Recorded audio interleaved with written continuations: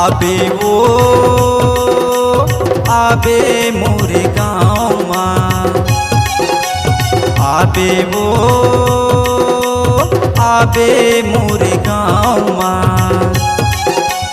रैथों बांधा टोला पर पीपर के छाँव माँ, रैथों बांधा टोला पर पीपर के छाँव माँ।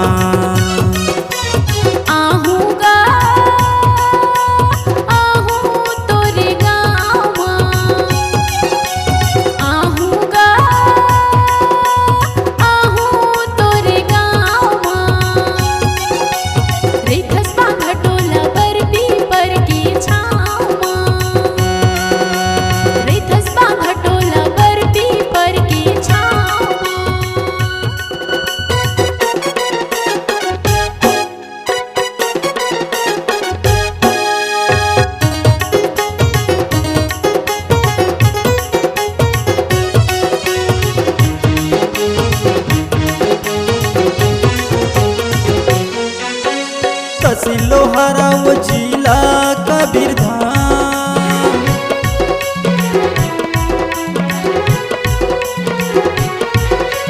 तहसील लोहारा वो जिला कबीरधाम। कहाँ पूछत पूछत आवे संगवारी, आवे संते मोरे नावो चले आवे।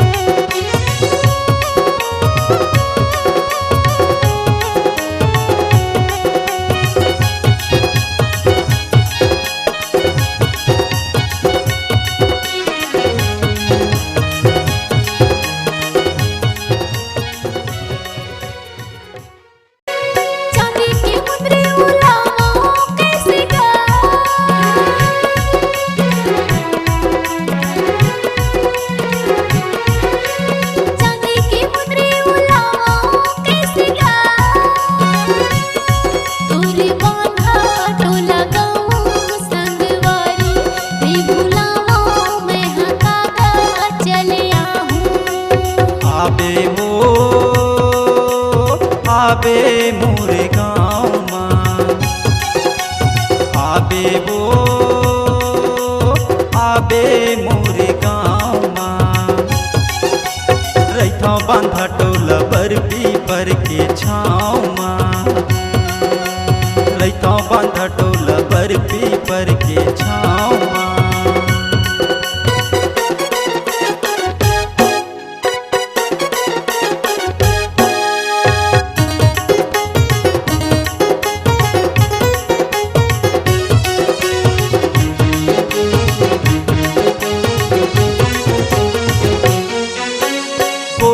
लिख ले मोबाइल नंबर वो,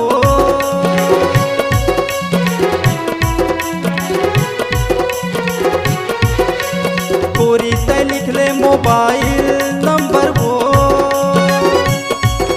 78 28 52 01 33 मोरे नंबर लिख ले।